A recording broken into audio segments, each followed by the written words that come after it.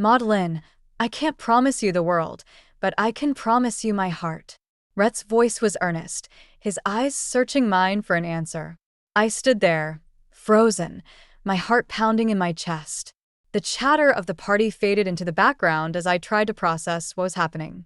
This man I'd known for only a few weeks was proposing to me in the middle of my best friend's engagement celebration.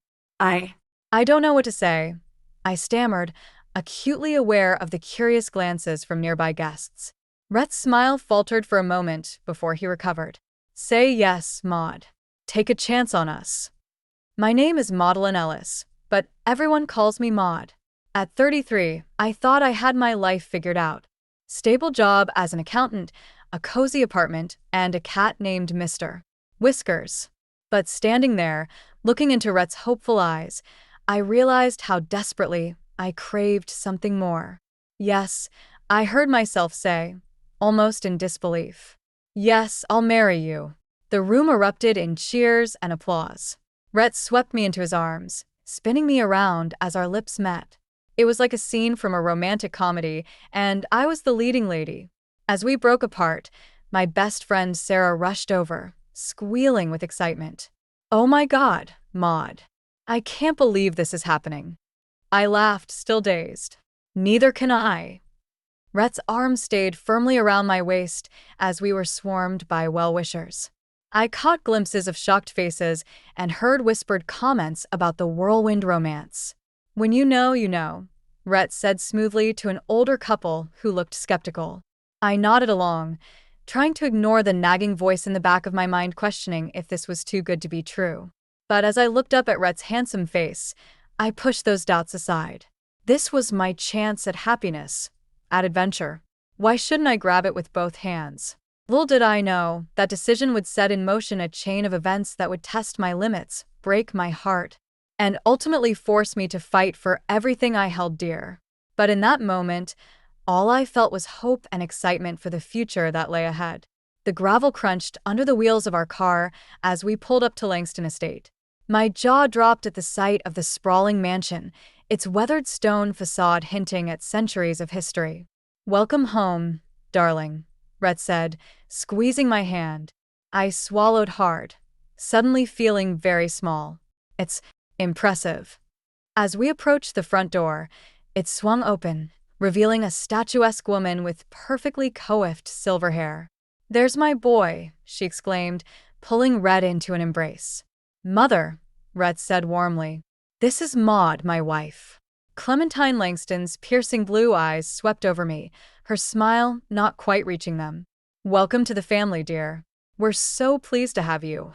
A tall, distinguished man appeared behind her. Silas Langston, he introduced himself, shaking my hand firmly. Come in. Let's get you settled. As we entered the grand foyer, I couldn't shake the feeling of being watched. Portraits of stern-faced Langstons lined the walls, their eyes seeming to follow our every move. Your room is upstairs, second door on the right, Clem instructed. Dinner's at 7 sharp. We dress for meals here. I nodded, trying to hide my unease. This wasn't quite the warm welcome I'd imagined. Later, as I unpacked, Rhett lounged on the bed. So, what do you think? He asked. It's a lot to take in, I admitted. Your parents seem nice, though. Rhett chuckled. They can be a bit much, but they mean well. You'll get used to it. At dinner, the tension was palpable. Clem peppered me with questions about my family, my job, my plans for the future. Each answer seemed to fall short of her expectations.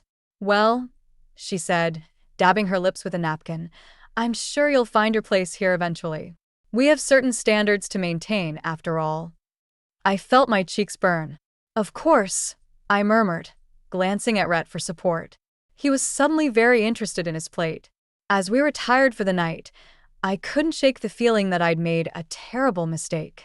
The estate, once impressive, now felt oppressive.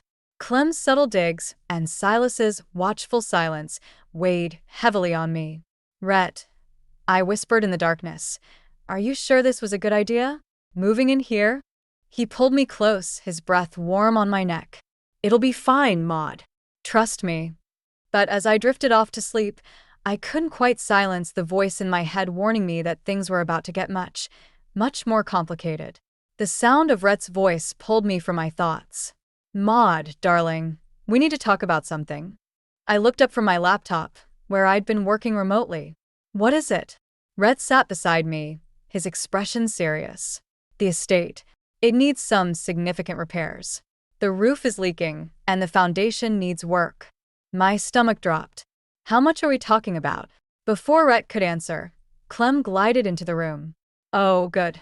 You're discussing the renovations, she said, her voice dripping with false sweetness. It's quite the undertaking, but it's all about family unity, isn't it? I felt a chill run down my spine. What do you mean? Clem's eyes narrowed slightly. Well, dear, we thought you might want to contribute. After all, this is your home now, too. I looked at Rhett, expecting him to intervene, but he remained silent, avoiding my gaze. I don't know, I stammered. That's a big decision. How much are we talking about? Clem waved her hand dismissively.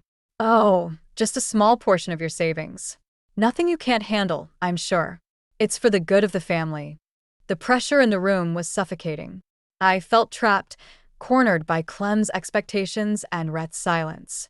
I need some time to think about it, I managed to say. Clem's smile tightened. Of course, dear. But do remember, time is of the essence. We wouldn't want the damage to worsen. As she left the room, I turned to Rhett. Are you okay with this? It's a lot to ask. He shrugged, still not meeting my eyes. Mother knows best. And it is our home now. That night, I tossed and turned, unable to shake the feeling that I was being manipulated. But the desire to prove myself, to be accepted by this family, gnawed at me. The next morning, I made my decision. I'll do it, I told Rhett over breakfast. I'll contribute to the repairs. Relief washed over his face. That's wonderful, Maud. I knew you'd come around. As I transferred a significant portion of my savings to the Langston account, I couldn't ignore the knot in my stomach. This felt wrong, but I pushed the feeling aside. This was about family, about belonging, wasn't it? Little did I know, this decision would be the first step down a treacherous path. One that would test my resolve and ultimately force me to fight for everything I held dear. I couldn't shake the feeling that something was off. Weeks had passed since I'd transferred my savings, but I'd seen no sign of repairs on the estate. One evening, as I wandered the dimly lit halls, voices drifted from Clem's study. Can't believe how easy it was. Clem's voice carried a hint of laughter. The girl handed over her savings without a second thought. My blood ran cold. I inched closer to the partially open door. Silas's gruff voice replied, And Rhett? Playing his part perfectly, Clem said. He knows what's at stake. I stifled a gasp, my mind reeling. They'd been using me all along. We'll need more, Silas muttered. The debts are piling up. Don't worry, Clem assured him. I have a plan to squeeze every last penny out of her. I stumbled back, my heart pounding. How could I have been so blind? Rhett, my own husband, was in on it too. Retreating to our bedroom, I paced, trying to process the betrayal. When Rhett entered, I struggled to keep my composure. Everything all right, darling? He asked, his concerns seeming genuine. I nodded, forcing a smile. Just tired. Long day. As Rhett settled into bed, I made a decision. I wouldn't confront them yet. I needed proof, needed to understand the full extent of their deception.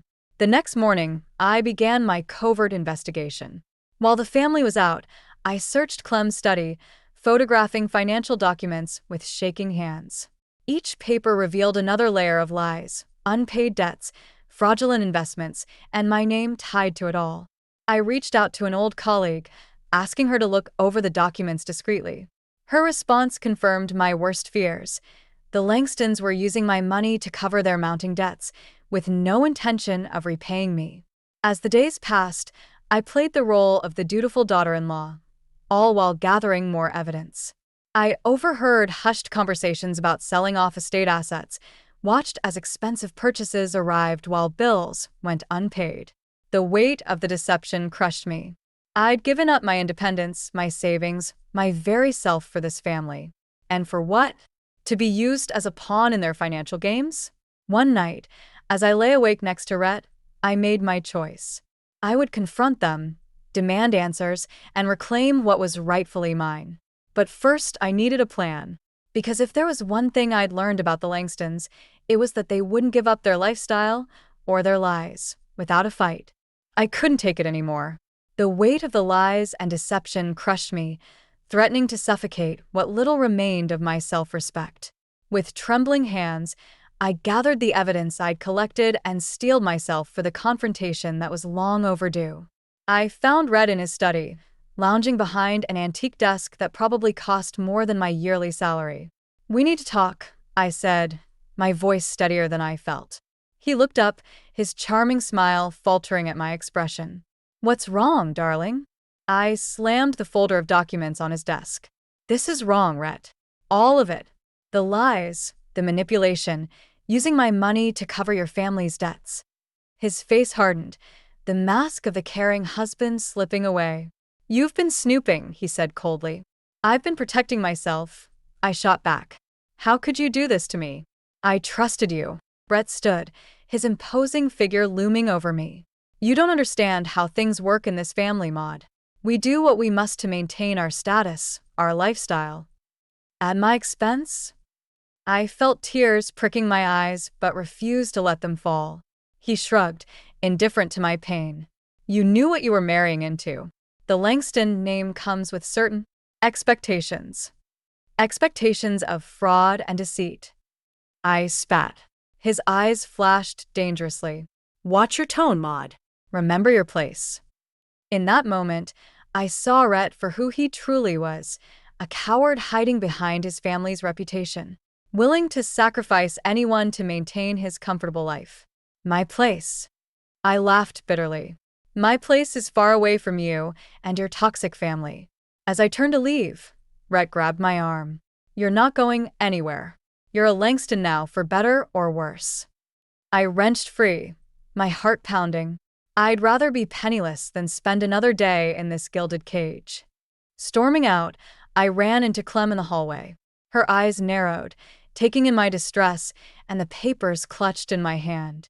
"Is everything all right, dear?" she asked, false concern dripping from her words. I straightened my spine, meeting her gaze. "No, Clem. Nothing is all right. But it will be, once I'm free of this family."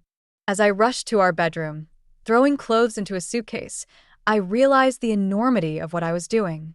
I was leaving everything behind, my marriage, my home, the life I thought I wanted.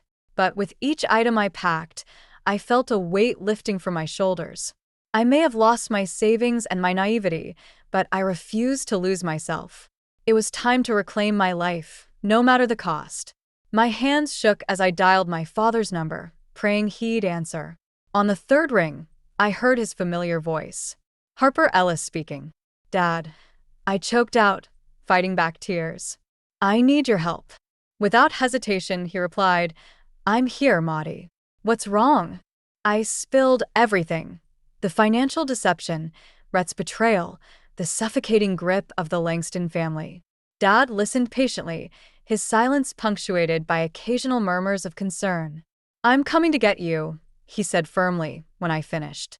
"Pack what you can. I'll be there in 3 hours." Relief washed over me. Thank you, Dad.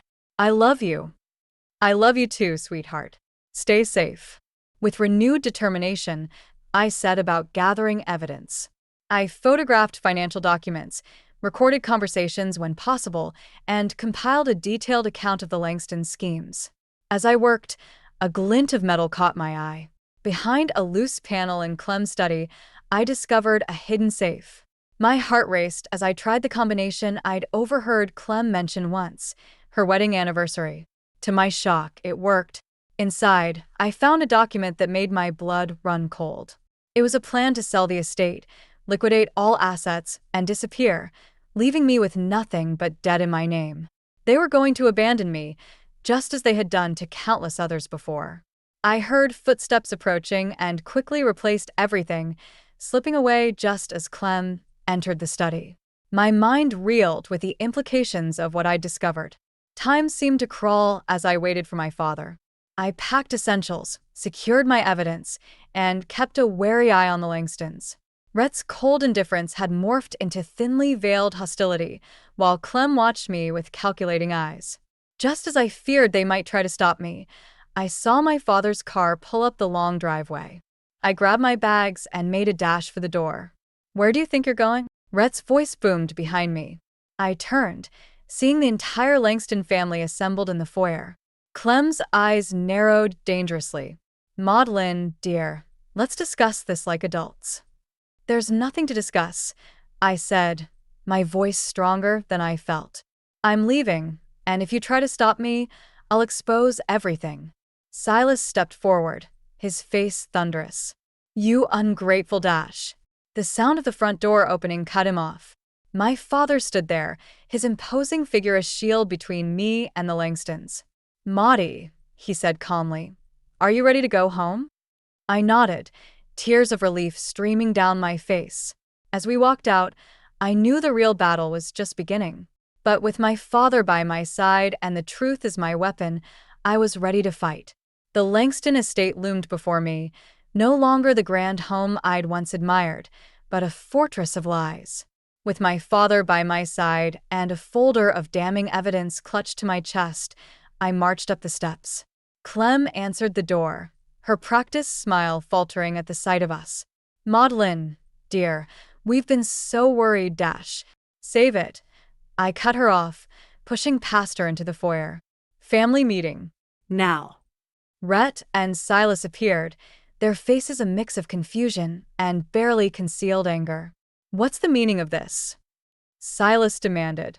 I took a deep breath, steeling myself. "The meaning is that your little game is over. I know everything. The debts, the fraud, the plan to sell the estate and leave me holding the bag." Clem's face paled.